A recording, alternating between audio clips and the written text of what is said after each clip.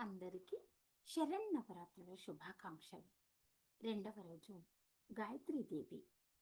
నవరాత్రులలో రెండవ రోజు గాయత్రీదేవి అలంకారంలో అమ్మవారిని పూజించడం ద్వారా జ్ఞానం, మేధస్సు, సకల ఐశ్వర్యాలు పొందవచ్చు.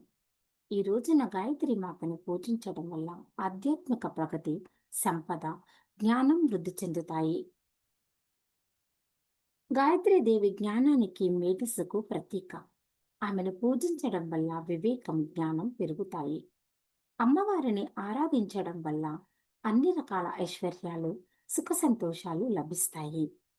గాయత్రి దేవిని పూజించడం ద్వారా ఆధ్యాత్మికంగా ఉన్నతి సాధించవచ్చు. జగన్మాత అయిన గాయత్రి దేవిని పూజించడానికి సకల దేవతలు నిమగ్నమై ఉంటారు. ఇప్పుడు శ్రీ గాయత్రి దేవి శతనామావళి.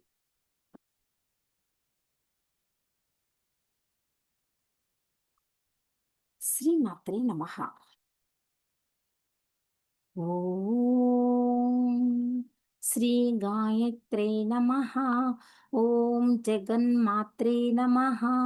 ఓం పరబ్రహ్మ స్వరూపిణ్యై నమః. ఓం పరమార్థప్రదాయై నమః. ఓం జప్యాయై నమః. ఓం బ్రహ్మతేజో వివర్ధిన్యై నమః. ఓం బ్రహ్మస్త్రరూపిణ్యై నమః. ఓం భవ్యాయై నమః. ఓం త్రికాలధ్యేయారూపిణ్యై నమః. ఓం త్రిమూర్తిరూపాయై నమః.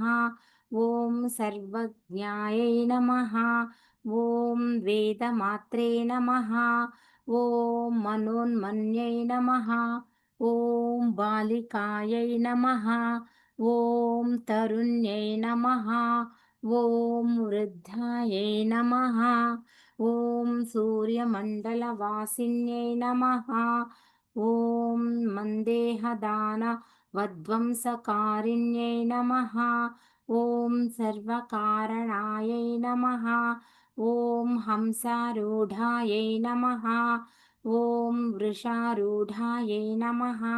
ఓం గరుడారోహిణ్యై నమః. ఓం శుభాయై నమః. ఓం షట్కుక్లై నమః. ఓం త్రిపదాయై నమః. ఓం శుద్ధాయై నమః. ఓం షట్కుక్షై నమః. ఓం త్రిపదాయై నమః. ఓం శుద్ధాయై నమః. ఓం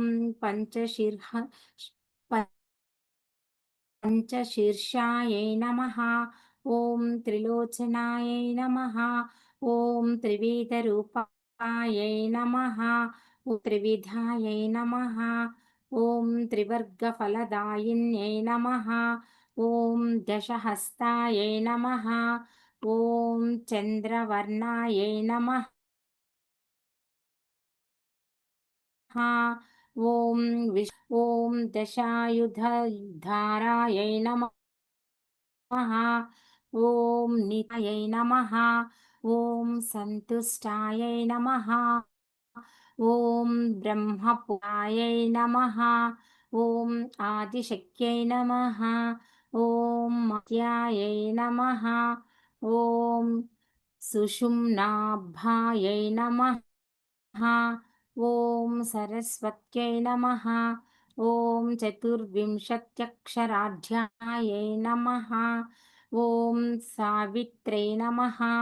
ఓం సత్యవత్సలాయై నమః. ఓం సంధ్యాయై నమః. ఓం రాత్రే నమః. ఓం సంధ్యారాత్రిప్రభాతాఖ్యాయై నమః. ఓం సాంఖ్యాయనకులోద్భవాయై నమః. ఓం సర్వేశ్వర్యై నమః. ఓం సర్వవిద్యాయై నమః. ఓం సర్వమధ్యై నమః. ఓం అవ్యాయై నమః. ఓం శుద్ధవస్త్రాయై నమః. ఓం శుద్ధవిద్యాయై నమః. ఓం శుక్లమాల్యానులేపనాయై నమః. ఓం సురసింధుసమాయై నమః. ఓం సౌమ్యాయై నమః. ఓం బ్రహ్మలోకనివాసిన్యై నమః. ॐ प्रणवप्रतिपाद्यार्थायै नमः। ॐ प्रणतोद्धरणक्षमायै नमः। ॐ जलाञ्जलि सुसन्तुष्टायै नमः। ॐ जलगर्भायै नमः। ॐ जलप्रियायै नमः। ॐ स्वाहायै नमः। ॐ स्वधायै नमः। ॐ सुधासंस्थायै नमः। ॐ षौडद्वौषटद्वशक्रियायै नमः। ॐ सुरभ्यै नमः। ॐ षोडशकलायै नमः। ॐ मुनिवृन्दनिषेवितायै नमः। ॐ यज्ञप्रियायै नमः। ॐ यज्ञमूर्त्यै नमः। ॐ सृक्सृवाज्यस्वरूपिण्यै नमः। ॐ अक्षमालाधरायै नमः। ॐ अक्षमालासंस्थायै नमः। ॐ अक्षराकृत्यै नमः। ॐ मधुच्छन्दऋषिप्रीतायै नमः। ॐ स्वच्छन्दायै नमः। ॐ छन्दासान्निध्यै नमः। ॐ अङ्गुलीपर्वसंस्थानायै नमः। ॐ चतुर्विंशतिमुद्रिकायै नमः। ॐ ब्रह्ममूर्त्यै नमः। ॐ रुद्रशिखायै नमः। ॐ सहस्रपरमायै नमः। ॐ अम्बिकायै नमः।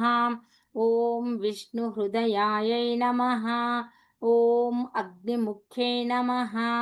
ॐ शतमध्यायै नमः। ॐ शतावरायै नमः। ॐ सहस्रदलपद्मस्थायै नमः।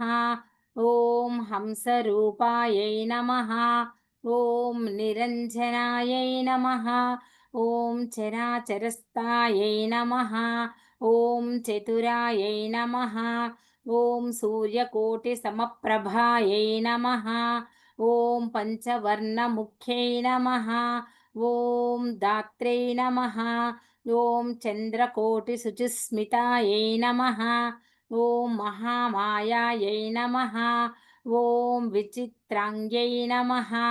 ॐ मायाबीजनिवासिन्यै नमः।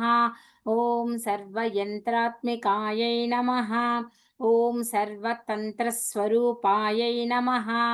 ॐ जगद्धितायै नमः। ॐ मर्यादापालिकायै नमः। ॐ मान्यायै नमः। ॐ महामन्त्रफलप्रदायै नमः। శ్రీమాత్రే నమః. ఈ గాయత్రి అష్టోత్తర శతనామావళిని వినడము ద్వారా, చదవడము ద్వారా ఆ అమ్మవారి కరుణ, కటాక్ష, కృప మన అందరిపైన ఉంటుంది. శ్రీమాత్రే నమః.